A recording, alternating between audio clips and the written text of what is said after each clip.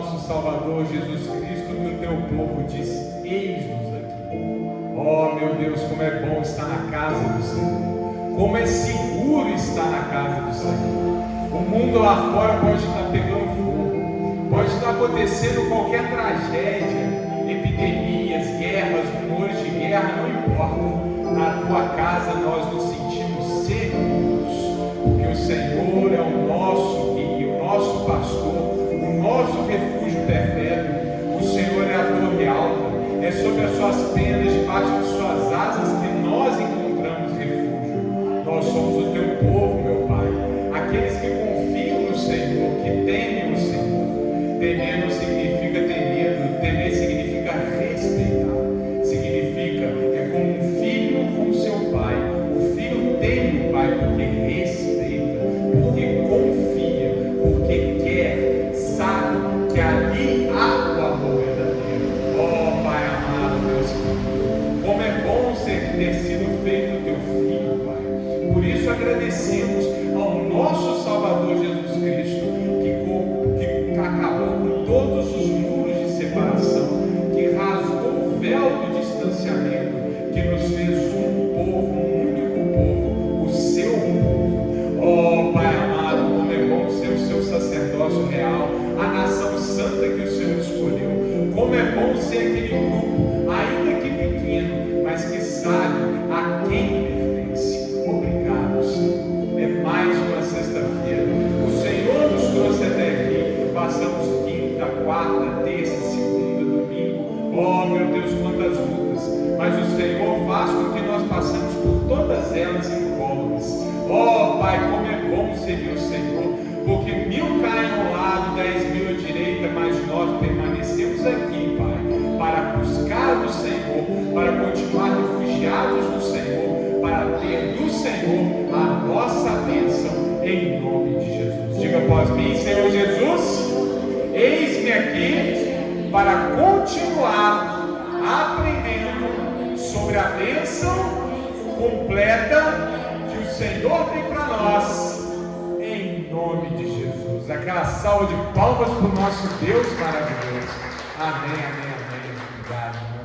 Olha como que é bom estar na casa de Deus. Pode se sentar, povo querido e amado, em nome de Jesus. Olha como é que a obra é de Deus. Nós não combinamos nada. Eu conversei com a irmã Glória, com a irmã Alice, com o irmão Juarez, mas aí vem o louvor fala do quê? Não ter medo, né, irmão? Aí faz uma oração bonita para falar para não ter medo. E o que nós vamos falar hoje? Qual é a palavra de hoje? Não ter medo, amém? É a obra de Deus, irmãos. Não é a primeira vez que acontece comigo isso, não. Contar um testemunho. Tem um dia, eu vindo para a igreja, né, eu achava que não ia ter o louvor, aí eu escolhi a música. A irmã Alice lembra, o irmão Juarez vai lembrar. Escolhi o louvor no celular e cheguei, mas o grupo lá para louvar estava completinho. Falei: vai lá, toca, manda para frente. Qual o louvor que foi tocado? Rompendo o Inferno. Terminou o louvor, o grupo acabou, o irmão Juarez e a irmã Alice desceram, eu peguei o celular e mostrei para eles: olha a música que eu tinha escolhido para tocar, amém? Rompendo o Inferno, amém? É Deus que faz a obra, irmãos. A gente tem que confiar, tem que saber que é verdade. Às vezes a gente nem tem consciência como que nós estamos sendo usados. Às vezes o reverendo deve ter vivido isso também. Botamos o pé dentro da igreja com a convicção que a gente vai pregar uma coisa. A gente chega aqui dentro, a palavra vai para o outro lado. Oh, mas como Deus é importante em todo esse mistério, né? Como que Deus ele faz a obra, em nome de Jesus. Então vamos para a boa palavra. Hoje é quase que uma sequência da pregação do reverendo de quarta-feira. Nós vamos partir do mesmo episódio que o reverendo pregou aqui, mas nós vamos para um outro caminho. Vamos começar lá em Marcos capítulo 5, versículo 32, em nome de Jesus. Marcos capítulo 5, versículo, desculpa, eu falei 32, não, 36. Falei 32 ou 36? 36. Marcos, segundo dos evangelhos, Mateus, Marcos. Existem 3 evangelhos sinóticos, né, que contam mais ou menos a mesma história, um acréscimo aqui, um acréscimo ali, uma nuance diferente aqui, uma nuance diferente ali, e aí vem o João, que é um pouco diferente. Eu creio que na composição dos evangelhos, eu creio, tá, irmãos? Não está escrito na Bíblia não, a crença, que João, que foi entre os apóstolos aquele que mais viveu, isso nós sabemos historicamente, João viveu mais de 100 anos, e ele foi exilado na ilha de Patmos, e ele morreu muito, muito velhinho, e provavelmente ele leu os evangelhos, provavelmente ele leu Marcos, ele leu Mateus, e ele leu Lucas. E aí eu creio, tá, irmão? A Bíblia não fala isso, mas é a crença que eu tenho, que João disse o seguinte: faltou essa parte da história, e ele foi escrever o evangelho. Amém? Glória a Deus, porque para não ficar nada para trás, amém? Por isso que João é um pouco diferente dos outros três. Vamos lá, Marcos capítulo 5, versículo 33, está lá. E Jesus, tendo ouvido essas palavras, disse ao principal da sinagoga. Essa é a parte que eu quero, tá? É isso aqui que eu quero que vocês prestem muita atenção. Não temas, crê somente, amém? A história que vocês conhecem, quarta-feira o reverendo já pregou. É a história de Jairo, que era o principal da sinagoga, que foi buscar Jesus Cristo, porque ele estava com a filha muito enferma. E aí Jesus Cristo resolveu ir à casa dele, né, para ministrar a bênção. E no caminho, quando ele estava chegando em casa, vieram os seus amigos, os seus parentes, os seus conhecidos, em prantos, dizendo: está tudo acabado, a menina morreu.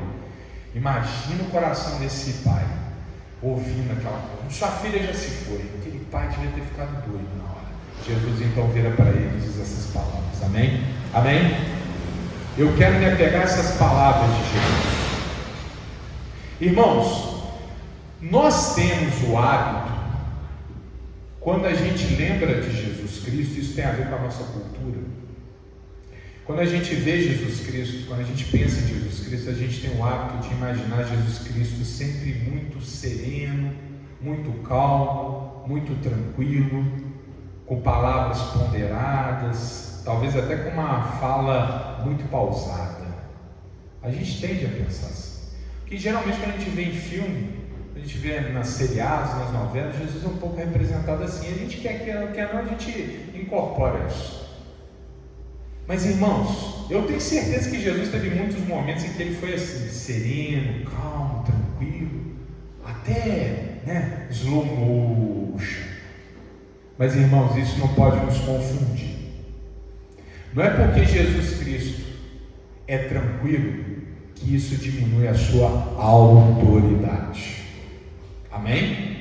Por exemplo, quando Jesus precisou fazer chicote de corda e bater com força naquelas banquinhas que eram construídas em torno do templo para fazer negócios, ele foi bravo. Amém? Não é isso que João nos conta? Ele chegou chegando, ele foi para cima. E se a gente imaginar que há uma cronologia na Bíblia, parece que Jesus não fez isso uma vez só não. Porque quando João descreve essa cena, Jesus está no início do ministério. E os outros evangelhos vão mostrar isso quando Jesus está chegando em Jerusalém para a crucificação. Então é bem provável que Jesus não foi uma vez só na porta do templo e botou aqueles cambistas para fora não. Ele pode ter feito isso mais de uma vez. Então quando Jesus precisava ir para cima, ele ia. Então nós precisamos aqui encontrar um meio termo entre esse Jesus tranquilo e o Jesus bravo. Porque aqui que a gente encontra a autoridade. O pai não precisa ser bravo com os filhos o tempo todo. Ele precisa ter autoridade. Não sei se é com vocês, comigo era assim. Meu pai não precisava falar nada, mas dava aquela olhada, parecia um raio. Parava o que eu estava fazendo e já começava a meditar. Não precisava fazer nada. Olhava, minha mãe olhava, parava tudo. Não tinha espancamento, não tinha xingamento, tinha autoridade. Jesus é rei, irmãos. Ou como que eu vou falar isso aqui? Por que eu acho que eu tenho que falar muito isso? porque eu tenho escutado um pouco isso. Jesus é rei. Jesus é cabeça da igreja, Ele é o verbo que se fez carne, Ele é o Filho de Deus, Ele é o sacrifício vivo, Ele é um monte de coisa, mas Ele é rei. Amém? É tudo concentrado na sua majestade. Por que eu estou falando isso tudo? Porque quando nós escutamos Jesus dar uma ordem, nós temos que ouvir como uma ordem. Não é pedido, não é conselho, não é toque, é ordem. E quando eu escuto essa palavra aqui, irmãos, eu não estou vendo Jesus dando toque e conselho, eu estou vendo Ele dando uma ordem. Ele não chegou para o mestre lá da sinagoga e falou: ó, querido, me escute um instantinho, deixa eu te aconselhar. Não. Ele virou para o principal da sinagoga e deu uma ordem. Ele falou: não tema, crê somente. Amém? E Ele fala isso para nós. Ele está dizendo isso para nós. Vamos entender as coisas como são.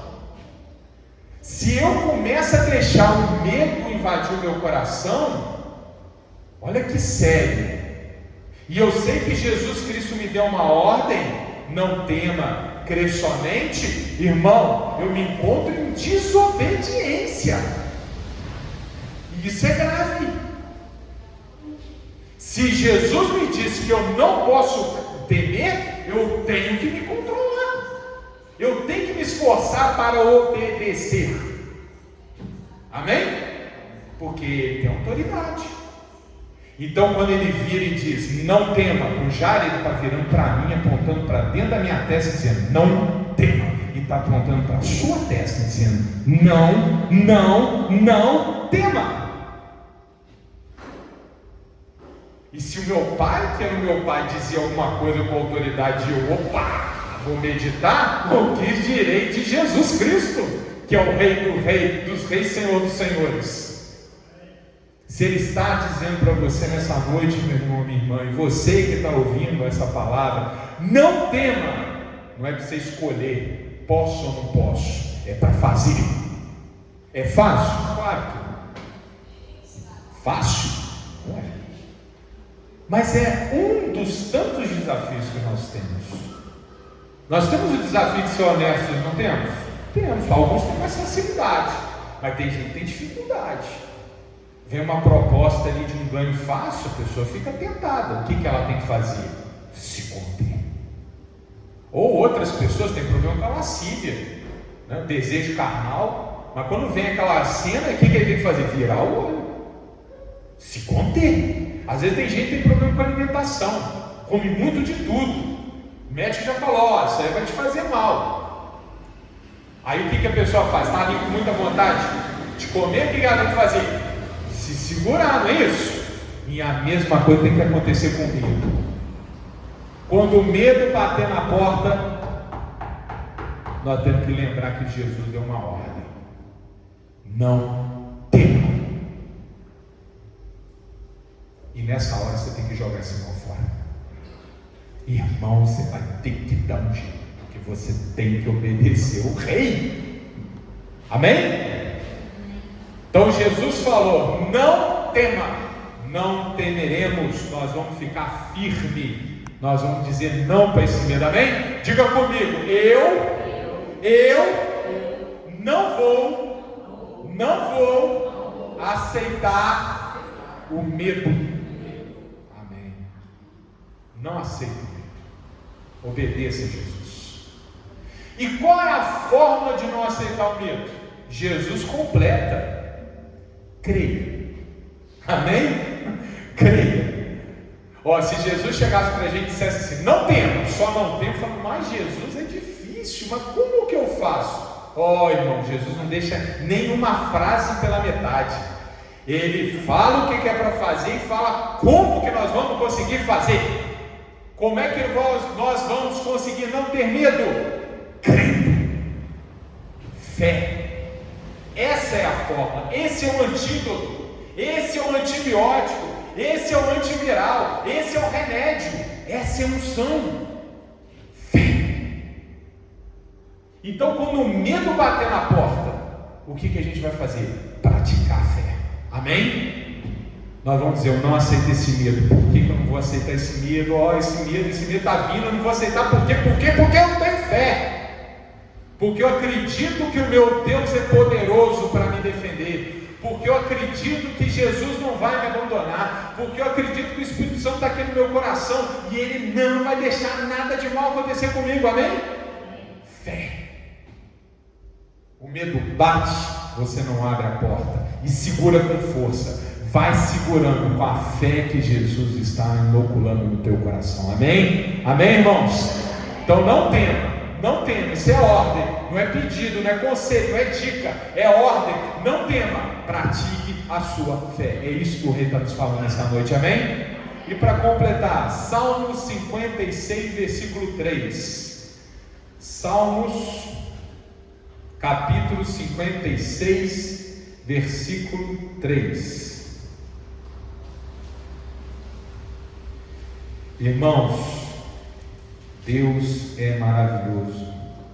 Às vezes o caminho é complicado, às vezes há um desafio, às vezes o negócio fica quente, mas a gente não pode se apegar ao momento, nós temos que olhar para o final, amém? Nós temos que olhar para onde nós estamos indo, e a gente enxerga lá no final sempre o resplandecer da luz de Deus. Salmo 56, versículo 3, olha o que o salmista está dizendo: no dia em que eu temer, hei de confiar em Ti, amém? No dia em que o medo bater a nossa porta, é o dia que nós temos que praticar a nossa fé, amém? É fácil ter uma fé de gabinete, é fácil ter uma fé de boca, é fácil ter uma fé quando a gente está em brancas nuvens. É fácil, irmão. É fácil quando tudo está dando certo, você falar: eu tenho fé. Difícil é você praticar essa fé na hora da angústia. Difícil é você praticar essa fé na hora do problema. É difícil você praticar essa fé quando você tem que praticar essa fé, amém? Olha como que o salmista fala: no dia em que eu temer, ou seja, quando acontecer, quando vier um problema e gerar essa coisa que a gente chama de medo, é nesse dia que hei de confiar em Ti. É nesse momento que nós praticamos a nossa fé, amém, irmãos? Amém? É como lá na musculação. Você levanta 10 no supino, depois é 20, depois é 30, não é isso? E você cada vez vai levantar mais. Por quê? Porque você vai praticar uma vez, 2 vezes, 3 vezes, 4 vezes, 10 vezes, até daqui a pouco o problema não vai nem te fazer cosquinha. Porque você agora já entendeu a palavra e conseguiu a fé necessária para que o medo nunca mais se aproxime. Então, irmãos, fica com essa palavra essa noite. Quando o medo aparecer, lembre que o rei mandou, ordenou: não tema, crê somente, pratica a sua fé e pode ter certeza, cada vez os problemas serão menos temerosos. Amém? Aquela salva de palmas para o nosso Deus maravilhoso. Como é bom estar na casa de Deus.